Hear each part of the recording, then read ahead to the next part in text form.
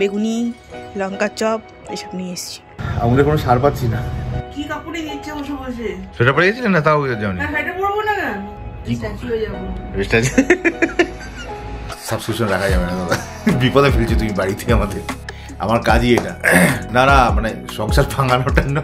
আমি আপনাকে আজকে ডিসক্লোজ করছি, এটা আমার মেন উদ্দেশ্য হচ্ছে কুমারটুলিতে যাও, মাটন চেঞ্জ করে দেবে।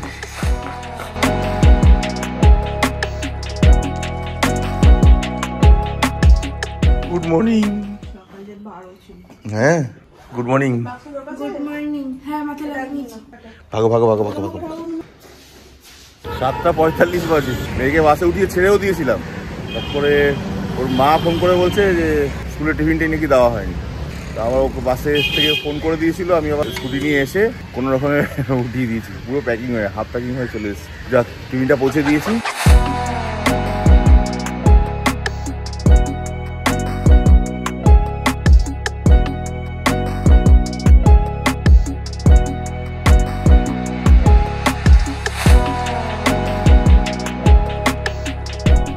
কথায় বলে মাঘের শীত বাঘের গায়ে লাগে। গোটা পৌষ মাসে ঠান্ডা এত কিছু বুঝিনি।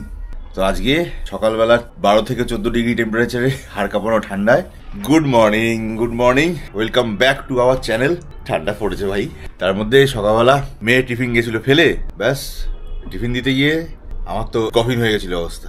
হাতের আঙুল সার পাচ্ছিলাম না, নাক ফাঁক খুঁজে পাচ্ছিলাম না। রে বাপ রে বাপ, ওইটুকু সামান্য গেছি, মানে আপ ডাউন মিলিয়ে 500-600 মিটারও হবে না, তাতে অবস্থা খারাপ করে দিয়েছি।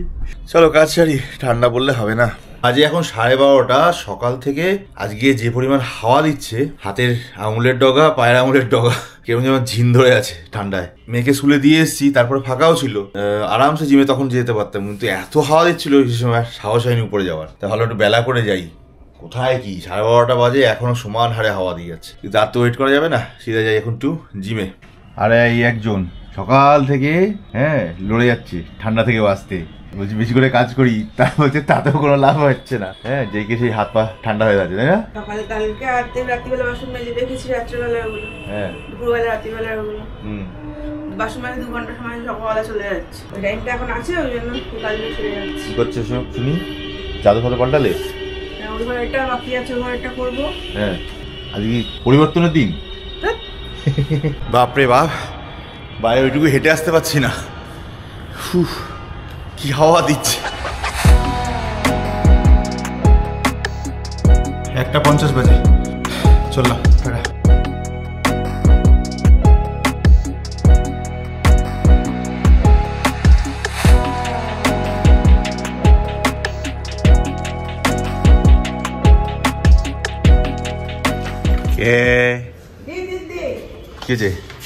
কি তখন ডেলিভারিতে এসে বাথরুমে কি থাকবে, ওই জন্য আমি 2 মিনিট দাঁড়াও।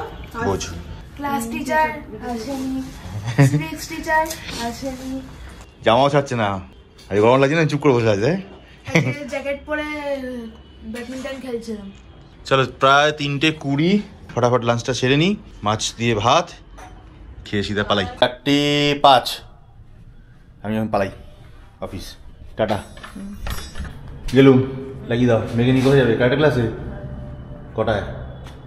ওই 5:45 শুয়ে না পড়ে ও। চলো বেরোই।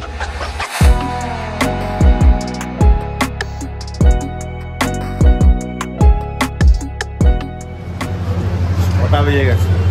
এসছি 4:30টার সময়, ভিতরে ঢোকার টাইম পাইনি এখন পর্যন্ত। হ্যাঁ 6টা। এই যে আপনি রেডি? হ্যাঁ, এত কিছু পরে কি আপনি ক্লাস করবেন নাকি খুলে করবেন এগুলো? না, খুলে করব, পাগল না। চলো, আমরা কোথায় যাচ্ছি এখন? Karate class. এটা কি নিয়ে এসছো? ওই 14th যেটা হয়েছিল ওটা সার্টিফিকেটটা। কই, ক্লাস হয়ে গেছে তো? মুড়ি আর চপ। ক্যারাটে ক্লাসে আসার সময় নিয়ে এসেছি। এটা রোজের রুটিন নয়, আজকে ঠান্ডার মধ্যে একটু চপ টপ খেতে ইচ্ছা করলো, একটু চপ আর মুড়ি, ওই জন্য বেগুনি, লঙ্কার চপ এসব নিয়ে এসেছি। 8:45 বেজে গেছে, অবশেষে একটু ফাঁকা হয়েছে, বসতে পারলাম। পা পুরো ব্যথা করছে, 2.5 ঘন্টার উপর থেকে দাঁড়িয়ে। চলো কিছু কাজ আছে, ছাড়ি, তারপরে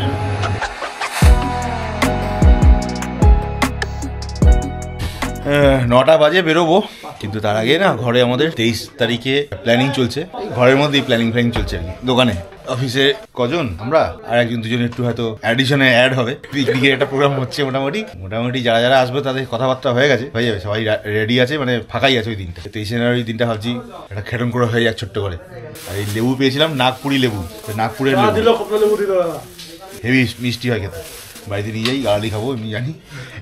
এনেছিলাম 12টা, মোটামুটি একটা করে সবাইকে দিয়ে দিয়েছি যে কজনকে সামনে পেয়েছি। বাকি কটা আছে নিয়ে আপাতত যাই বাড়ি। চলো বেরোই চল। প্যাকিং হয়ে আছি, 10টা বাজে 10, জাস্ট বাড়ি ঢুকলাম। আমাদের কোনো সার পাচ্ছি না, গ্লাভস কিনবো করে আর কেনা হচ্ছে না। ওনার নাকি খুব ঠান্ডা লেগেছে, ক্লাবে যাওনি? ওই জন্য বেশি ঠান্ডা লেগেছে। সোনু কি পুরো কাঁপছে, আর খেয়াল থাকে না সালোয়ারটা পরে যায়, প্যান্টটা পাতলা, কি কাপড়ই দিচ্ছে বসে। সেটা পরে গেছিলেন না? তাও যাওনি? হ্যাঁ, সেটা পরবো না কেন, আমার তো তেল নেই বাবা। তখন তো পায়ে মোজা ফোজা পরে যাও না? সব পরে গেছি। ফাঁকা জায়গা মাঠের মধ্যে ঠান্ডা লাগবে? বেঞ্চে বসেছিলাম। ঘন্টুর খবর কি ওদিকে? ও পুরো কম্বল দিয়ে ঢাকা দিয়ে বসে আছে। খুব খারাপ অবস্থা নাকি ঠান্ডায়। আর এই দুটো কি কিনেছে? দুটো কত করে দাম বললে? গ্লাভসটা 99, ওটাও 99 ডেকাথলন থেকে। হ্যাঁ, ভালো জিনিসটা। টুপি করে পরা যায়। মাথায় পরো না, আমি বাবা কি যে আমার কষ্ট লাগছে, মেকআপ বলো কি পরে দেখ। এই গ্লাভসটা খুব কাজের হবে। 2 দিন ধরে অস্বস্তি হচ্ছিল খুব ঠান্ডায়। 16 ডিগ্রি, তার তো বেশি ঠান্ডা লাগছে। হ্যাঁ, মেয়ে তো গেছিল ক্যারাটে ক্লাসে, তারপরে এসে পড়তে হয়েছে হাত মুখ দিয়ে, জ্যাকেট রাজাই সব ছাপিয়ে চুপিয়ে। মজা করে আছি। মজা? এত ঠান্ডা লাগছে সত্যি সত্যি? আমার হাত দেখো না। আর মা তো বলছে ঠান্ডায় হাত পা ঝিনঝিন করছে। স্ট্যাচু হয়ে যাবো।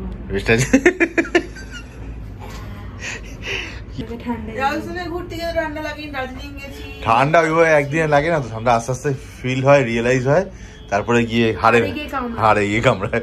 সেটাই তো হচ্ছে, খুব স্লোলি পড়ছে, স্লোলি লাগছে, তাই জন্য হাড়ে ঠান্ডা হচ্ছে। বেশি কার? তোমার?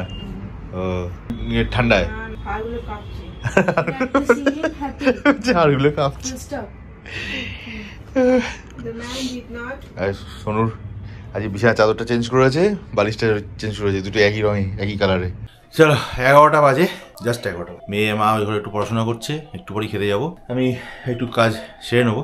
মোটামুটি 23 তারিখে একটা আমার ঘরে স্টাফেরা আর চন্দন আসবে, তো আমরা সবাই মিলে একটা গেট টুগেদার করবো, নিজের রান্না বান্না করে একটা মজাই হবে আর কি। এমনি 23 জানুয়ারি বাড়িতে বসে থেকেও কিছু করার নেই, মেয়ের পরীক্ষা বলে সামনে, তো ওই দিনকে পিকনিকটা ডান, ফাইনাল হয়ে গেছে।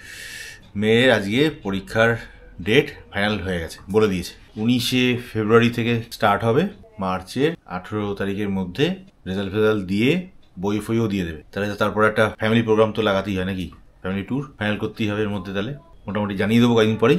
আজ একটা মজা কাণ্ড হয়েছে, আমার একজন কাস্টমার কাম সাবস্ক্রাইবার, তার মিসেসকে মানে তার বউকে সে সাবস্ক্রাইবার বানিয়েছে। এবার ওর নাম বিট্টু আর ওর মিসেসের নাম হচ্ছে দিয়া, মানে আমার মেয়ের নাম। তোমরা দেখলে বলো।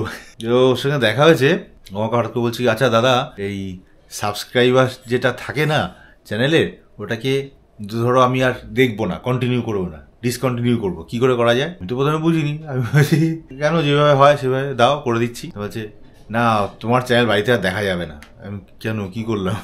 তো বলছে কি সব বলছে জানো বাড়িতে বউ, মানে দিয়া বলছে বদি, ওকে বলছে বিট্টুকে, যে তুমিও প্রিন্টিং লাইনে কাজ করো, উনিও প্রিন্টিং লাইনে কাজ করেন, ঠিক তো? তাহলে বলছে উনি ওইভাবে ঘুরতে যেতে পারছে আর তুমি একবার 1 বছরে 2বারও ঠিক করে ঘুরতে যেতে যাও না। বলছে এই নিয়ে আমাদের মধ্যে কিন্তু রোজ টানাপড়েন লেগে যাচ্ছে, এরকম করলে কিন্তু সাবস্ক্রিপশন রাখা যাবে না দাদা, বিপদে ফেলছে তুমি বাড়িতে, আমাদের সাবস্ক্রিপশন রাখতে পারবো না বলে নিজেই আসছি। বলছি বাড়িতে থাকা দুষ্কর করে দিচ্ছ, তোমার দার্জিলিংয়ের ব্লগ দেখে আমাকে দার্জিলিং যেতে হয়েছে, নেপালের ব্লগ দেখে ব্যাক গিয়ার দিয়ে দিয়েছি, এখন রাজস্থান দেখে আবার বলছে যে দেখো কীভাবে ঘুরছে, দেখে শেখো। চাপের ব্যাপার, আমার কাজই এটা।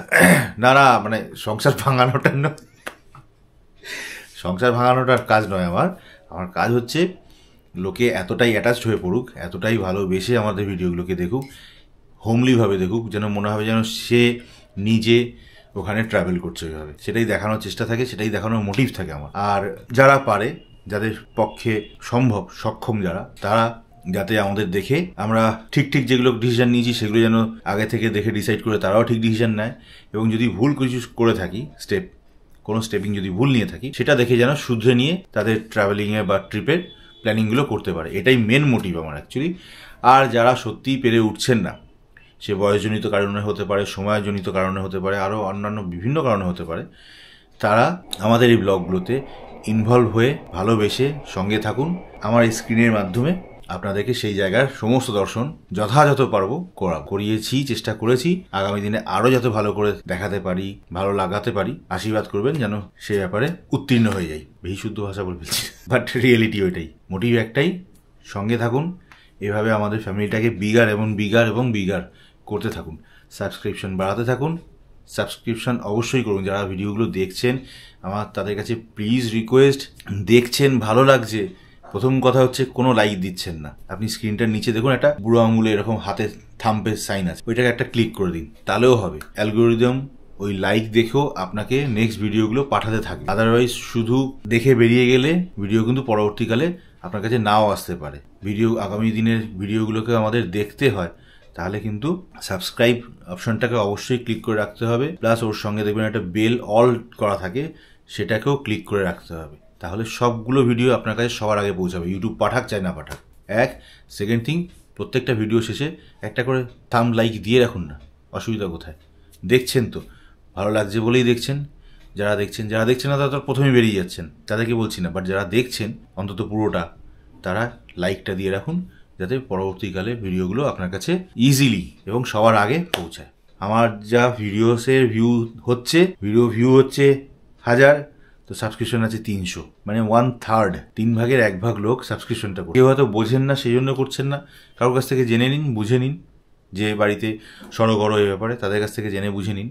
আর যারা বুঝেও করছেন না, তারা আলটিমেটলি অ্যাকচুয়ালি একটা সময় পর লুজার হবেন। কারণ আমার এই ভিডিও ব্লগটা শুধুমাত্র ডেলি ব্লগে আবদ্ধ থাকবে না, সীমাবদ্ধ থাকবে না। এটা মেনলি ট্রাভেল ব্লগ। আমি আপনাকে আজকে ডিসক্লোজ করছি, এটা আমার মেন উদ্দেশ্য হচ্ছে ট্রাভেল ব্লগিং। তো ট্রাভেল ব্লগিংয়ে আগামী দিনে এ তো শুধু শুরুয়াতও নয়, আমার বৃহত্তর প্রোগ্রাম কিন্তু অনেক বড়, অনেক বড়। শুধু ওয়েস্ট বেঙ্গল, শুধু ইন্ডিয়ার মধ্যে গণ্ডিবদ্ধ থাকার আমার কোনো প্ল্যান নেই। আগামী দিনে ম্যাসিভ প্ল্যান আছে, যেটা সঙ্গে না থাকলে একদিনে বুঝিয়ে ওঠা বা আপনাকে গালগল্প দেওয়াটা মতো হয়ে যাবে। তো সেই গালগল্প দিতে যাব না, সঙ্গে থাকুন, দেখতে থাকুন, আর সাবস্ক্রিপশনটা অন করে রাখুন প্লিজ। লাইক দেবেন একটা করে, ব্যাস। সাবস্ক্রিপশনটা একবারই অন করতে হয়, তারপর আর কিচ্ছু করতে হবে না কোনো দিন। বাট প্রতিটা ভিডিওতে একটা লাইক, প্রতিদিন যে ভিডিওটা দেখছেন সেটাকে একটা লাইক দিয়ে দেবেন। That's it. থ্যাংক ইউ আপনাদের এতক্ষণ ধরে মাথা চিবানোর জন্য। 11:30 প্রায় বাজে। ভাত সঙ্গে মাছ রয়েছে, বুঝতে পারছি, পাঁপড় ভাজা রয়েছে। এটা কি গো? ওটস মায়ের। তুমি ওটস খাবে? ওটস খেতে পারবে, ভাত খেতে পারবে না? কারণটা কি? দুটো এক জিনিস নয়। ঠান্ডা লাগে। আচ্ছা, সঙ্গে এটা কি? পায়েস। শিওই পৌষ পার্বণ বলে। চলো তাড়াতাড়ি খেয়ে দে, লেপের তলায় ঢুকে যাই। ওরা তো অবস্থা খুব খারাপ, ঠান্ডায় বলছে। রাজস্থানে নাকি এত ঠান্ডা লাগেনি, এখানে ঠান্ডা লাগছে। তাই এখানে হাড়ে ঢুকে গেছে ঠান্ডাটা, হাড়গুলো খটখট করছে। অনেকদিন পুরনো হচ্ছে তো, চেঞ্জ করতে হবে। এই কুমারটুলিতে যাও, মাটাম চেঞ্জ করে দেবে। ওর এক্সাম তো ডেটটা জানিয়ে দিয়েছে, আমাদের নেক্সট ট্রিপটা ফাইনাল করে ফেলবো যথাসম্ভব টাইমে জানিয়ে দেওয়া হবে, চিন্তার কোনো কারণ নেই। কিন্তু তার আগে একটা সাডেন প্ল্যান হবার প্রোগ্রাম তো আছে। বাট আমি কালকে ব্লগটাতে বারবার করে রিকোয়েস্ট তো করেছি, দেখেছেন লোকে, লাইক করেছেন 2-1জন, বেরিয়ে গেছেন, ঠিক আছে। বাট বস কমেন্টটা তো করো, যেই কারণে ব্লগটা করা আছে, কোথায় যাওয়া যেতে পারে সাজেস্ট করো প্লিজ। আমি যারটা পছন্দ হবে আগামী রবিবার তাদের নাম নিয়ে এখানে অ্যানাউন্স করব, তাদের নাম দিয়ে, যে তাদের সাজেশনে আমি এখানে যেতে চলেছি। ভালো হলে তাদের তো নাম আরও করব। আর তাছাড়াও যারা লিস্ট এক্সট্রা পাঠাবে, যাদের লিস্ট পরে থাকবে সেকেন্ড কাউন্টিংয়ে, তাদেরটাও আমি পরে যখন যেভাবে যাব তাদের নাম অনুযায়ী নাম ঘোষণা করবো এখানে। তাদের নাম নিয়ে আমি ওই ট্রিপটা করব। প্লিজ গিয়ে কমেন্ট করো, যারা এখনও দেখোনি গিয়ে দেখে কমেন্ট করো যে কোথাও যাওয়া যেতে পারে। আজকে থেকে শনিবার অবধি তোমরা প্রতিটা ব্লগে গিয়ে কমেন্ট করো প্লিজ, যে কোথাও যাওয়া যেতে পারে। সোলো ট্রিপ, নর্থে যাব শুধুমাত্র, তবে একদম এক্সট্রিম পাহাড়ে যেতে চাইছি না, আর সমুদ্রে যাব না। 3 থেকে 4 দিনের ট্রিপ প্ল্যানিং হতে পারে ম্যাক্সিমাম। গাড়ি নিয়ে 5-6 ঘন্টার রাস্তা কি 7 ঘন্টার রাস্তা ম্যাক্সিমাম হলে খুব ভালো হয়। সাজেশন তোমাদের কাছ থেকে চাই, দাও। আর চলো আজকে ব্লগ এখানেই শেষ করছি। তোমাদের থেকে প্রচুর কমেন্ট পাবো, না পেলে হতাশ হবো, আর কি করবো। স্টে হেলদি, স্টে ফিট, ভালো থাকো, সুস্থ থাকো, আর আমাদের ব্লগ দেখতে থাকো। Good night, bye bye.